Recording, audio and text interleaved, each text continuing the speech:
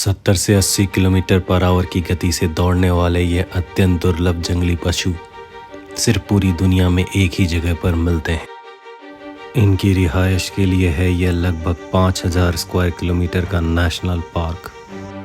1976 में लगभग विलुप्त हो चुकी इस प्रजाति की लगभग 700 संख्या ही बची थी, पर आज अथक प्रयासों से इनकी संख्या लगभग 7500 है। पर आज भी इन पर विलुप्ति का खतरा टला नहीं है। आज हम आपको लेकर चलेंगे गुजरात के लिटिल रन ऑफ कच्छ में, जो कि इन मैजेस्टिक पशुओं का दुनिया में एकमात्र घर है। यह है भारत के वाइल्ड एस यानी जंगली गधे, जो कि दुनिया में सिर्फ यहीं पाए जाते हैं।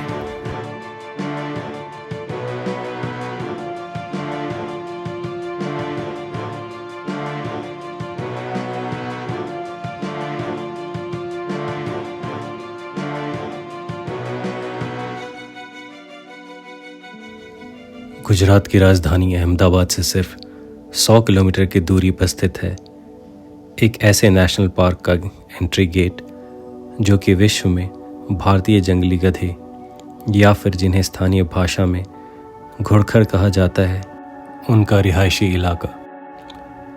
अहमदाबाद से बजाना गेट तक पहुंचने के लिए आपको 2 घंटे का समय लगता है। पार्क के अंदर एंट्री गर्मी के मौसम के दौरान सुबह 7:30 बजे के बाद होती है। पार्क में जाने के लिए आपको 400 रुपये के एक एंट्री परमिट लेना पड़ता है, जो कि 4 घंटे के लिए वैलिड होता है। एंट्री गेट पर आप गाइड भी ले सकते हैं, जो कि अमूमन 500 रुपये चार्ज करते हैं।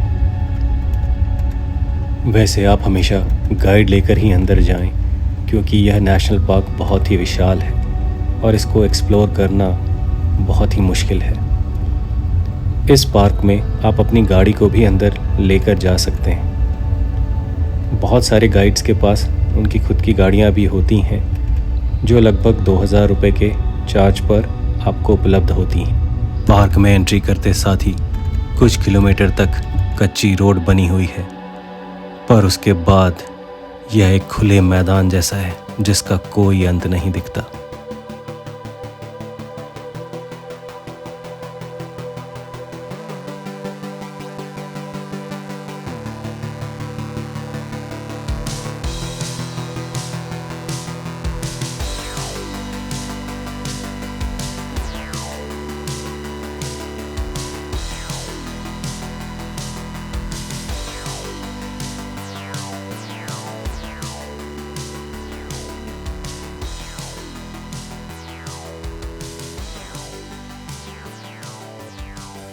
छोटे रण ऑफ कच्छ में मौजूद यह पार्क मॉनसून में पूरी तरीके से समुद्र के पानी से डूब जाता है, और कभी बीच में बारिश होने पर भी यहाँ पानी भर जाता है।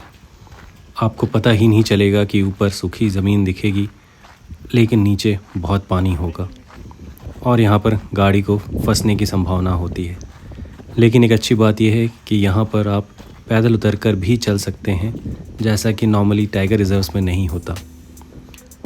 इसलिए हम पैदल निकलकर ही कुछ दूर आगे बढ़े और वहाँ हमें सबसे पहली बार एक घुड़खर की झुंड नज़र आई।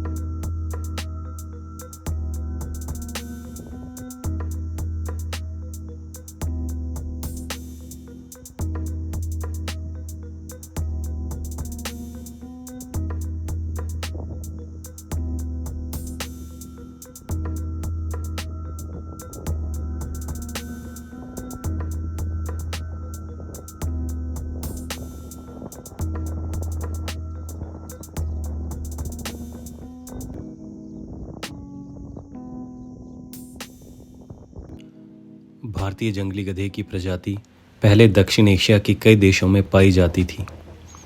यह एशियाई जंगली गधे की 4 शेष उपजातियों में से एक है और यह केवल भारत में ही अब मिलती हैं। घुड़खर या खुर या भारतीय ओगेनर सभी शब्द स्थानीय भाषा में इसका वर्णन करने के लिए उपयोग किए जाते हैं। भारतीय जंगली गधे गधों और घोड़ों के निकट संबंधी परिवार के विपरीत वर्षों से ऐसा करने में कई प्रयासों के बावजूद पालतू नहीं बनाए जा सके।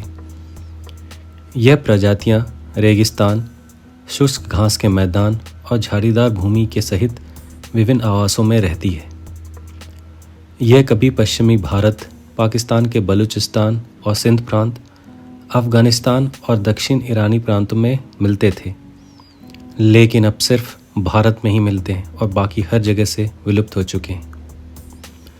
ये वर्तमान में केवल भारत के कच्छ क्षेत्र में रण में पाए जाते हैं, जो मिट्टी में उच्च नमक सांद्रता वाला समतल खारा रेगिस्तान है।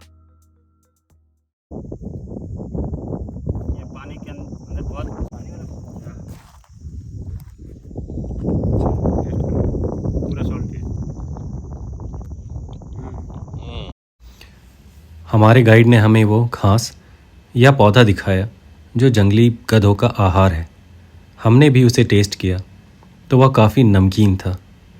जाहिर है हम नमक के मैदान में ही खड़े हैं और यहाँ का पानी, यहाँ की मिट्टी और पौधों में नमक की मात्रा बहुत ज़्यादा है।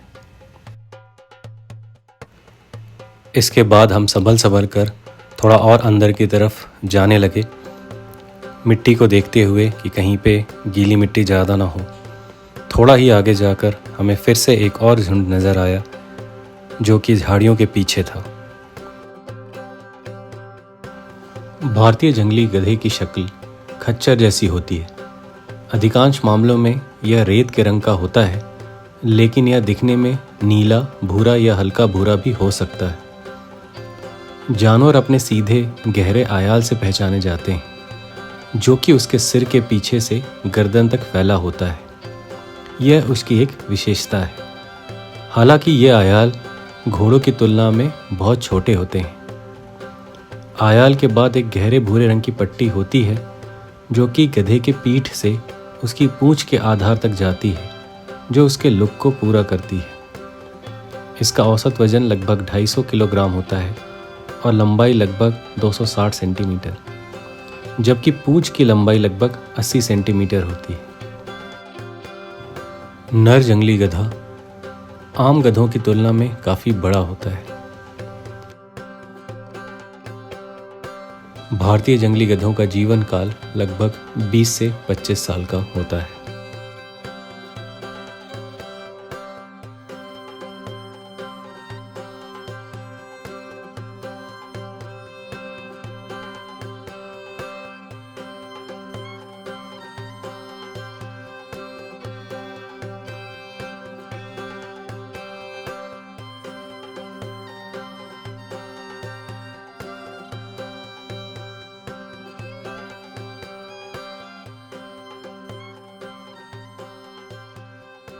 हमारे मन में एक सवाल ज़रूर था कि जब मानसून के मौसम में समुद्र का पानी पूरी तरीके से रण में आ जाता है और यह कच्छ का रण पूरी तरीके से डूब जाता है, उस वक्त यह जानवर कहाँ जाते हैं।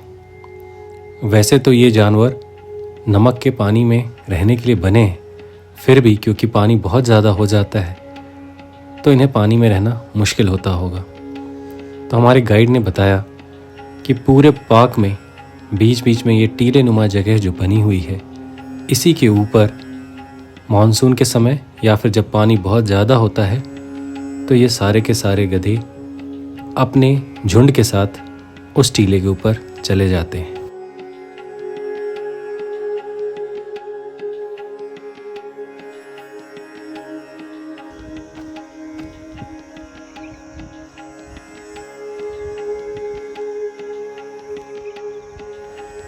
बाकी जंगली जानवरों की विपरीत यह जंगली गधे बहुत ज़्यादा शर्मीले नहीं होते हैं और अगर आप इनके पास धीरे धीरे जाएं तो लगभग 15 से 20 फुट के डिस्टेंस पे तक जाते जाते ये भागते नहीं हैं और वहाँ खड़े रहते हैं।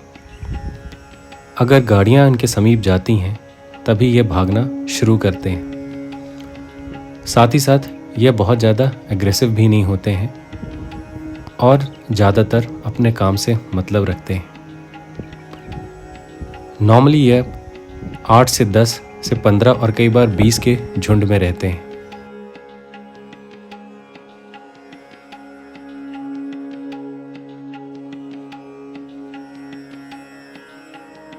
इस पार्क का क्षेत्रफल बहुत ही बड़ा है।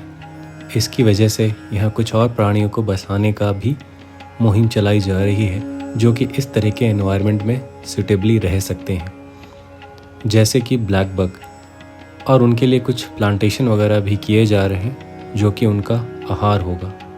तो हो सकता है आगे चलकर आपको यहाँ ब्लैक बग्स भी देखने को मिलेंगे।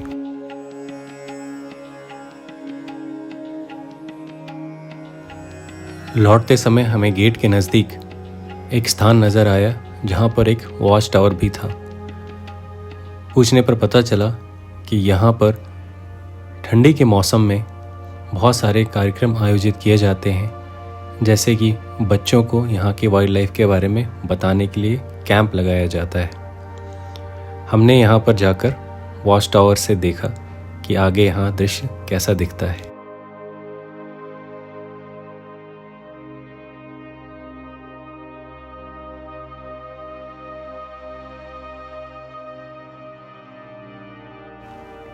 ऊपर जाकर देखने पर आप कम से कम एक चीज़ ज़रूर पता कर सकते हैं कि इस पार्क का स्प्रेड बहुत बड़ा है और 5000 स्क्वायर किलोमीटर में फैला हुआ यह पार्क अपने आप में एक स्थान पर मौजूद बहुत बड़े पार्कों में से एक है।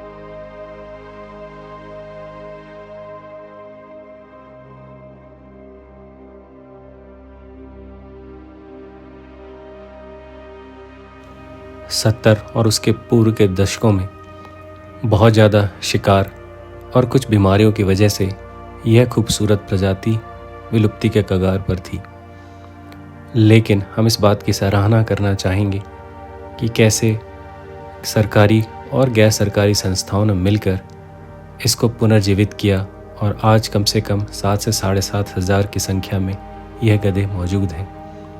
हम बहुत सारी चीज़ों में सरकार की क्रिटिक तो करते हैं, लेकिन बहुत सारे अच्छे काम भी हो रहे हैं जिनकी सराहना करना भी बनता है।